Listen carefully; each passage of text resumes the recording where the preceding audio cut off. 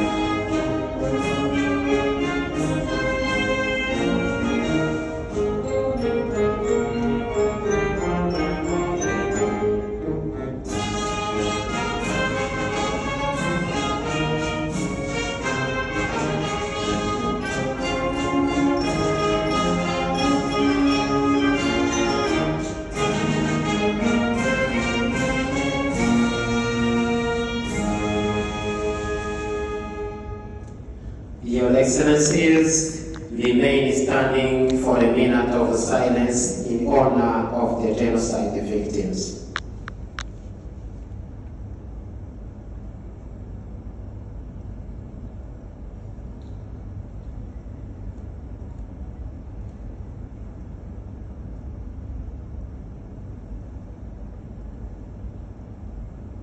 You may be seated. Mu batoranyijwe kugira ngo baduhagararire twese mu gucana urumuri rw'icyizere. Murabibona ko twitabiriye turi benshi, ntabwo byaza korohera buri wese kuza gucana urumuri rw'icyizere. Dufite candles 30, ikimenyetso nyine cy'imyaka 30 ishize Jenoside yakorewe Abatutsi mu Rwanda ibaye. Protokole rero ikaba iri kudufasha kugira ngo iki gikorwa kigende neza.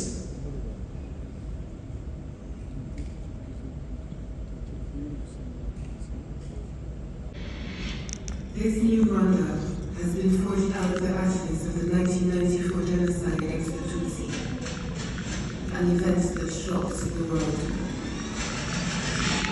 Our story offers a warning of what can happen when political leaders preach division and hatred triumphs over humanity. But it also tells us what can be achieved when a determined people fight together for unity and reconciliation.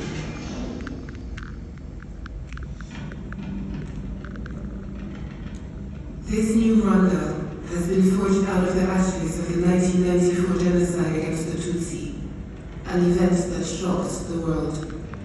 Our story offers a warning of what can happen when political leaders preach division and hatred triumphs over humanity. But it also tells us what can be achieved when a determined people fight together. This is our journey, told by those who have traveled together as we have moved from despair to hope. For much of the world, Rwanda first existed in 1994, and yet our story starts long before this. Before colonialism, Rwandans had a rich culture, one language, and the people were united around their own organic form of governance.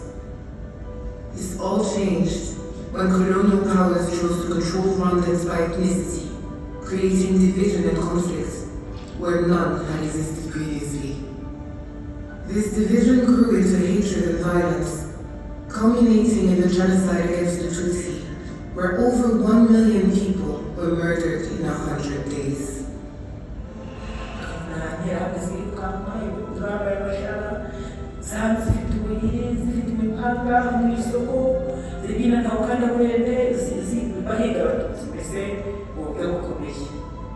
maze kubona bikomeye abantu batwika abantu barya inka abantu batemagura nazo zabahembo zishizeho yewe n'abana n'abadamu tujya kwa datakwe bari bafite imbaraga nyinshi. Abo bana rero bahamaze iminsi mike, hanyuma umusaza wa madamu se wabo ufite inda na se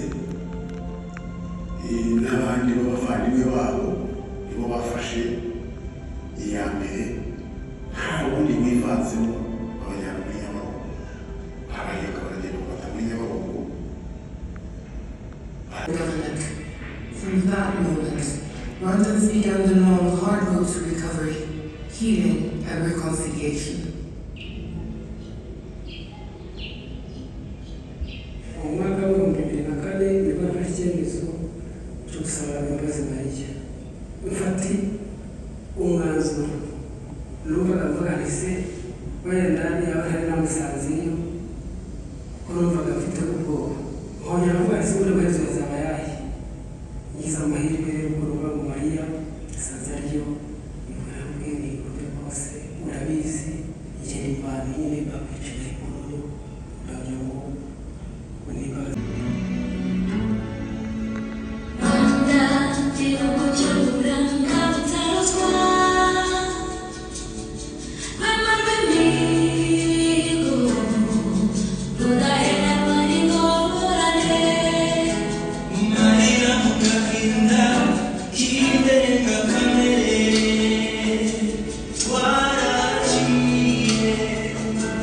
I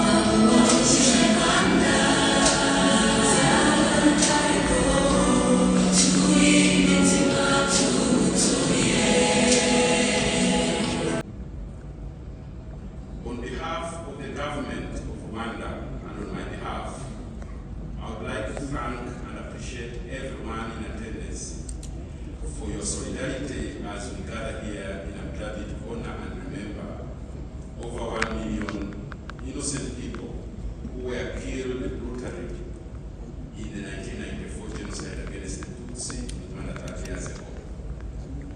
We honor the memory of those who lost their lives, the victims and the survivors.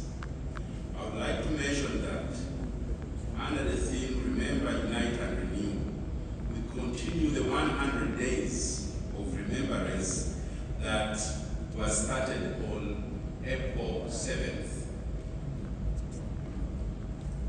Probably for those who don't understand what April 7th means, that is the day 30 years ago that the plane that was carrying the then president of the country was shot down in Kigali.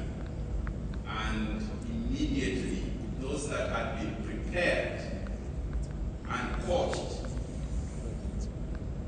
got an excuse to start the implementation of what they had been preparing over the years. So let nobody call it a coincidence or an accident that some genocide deniers tend to want to write history. That was just the spark of something that had been prepared and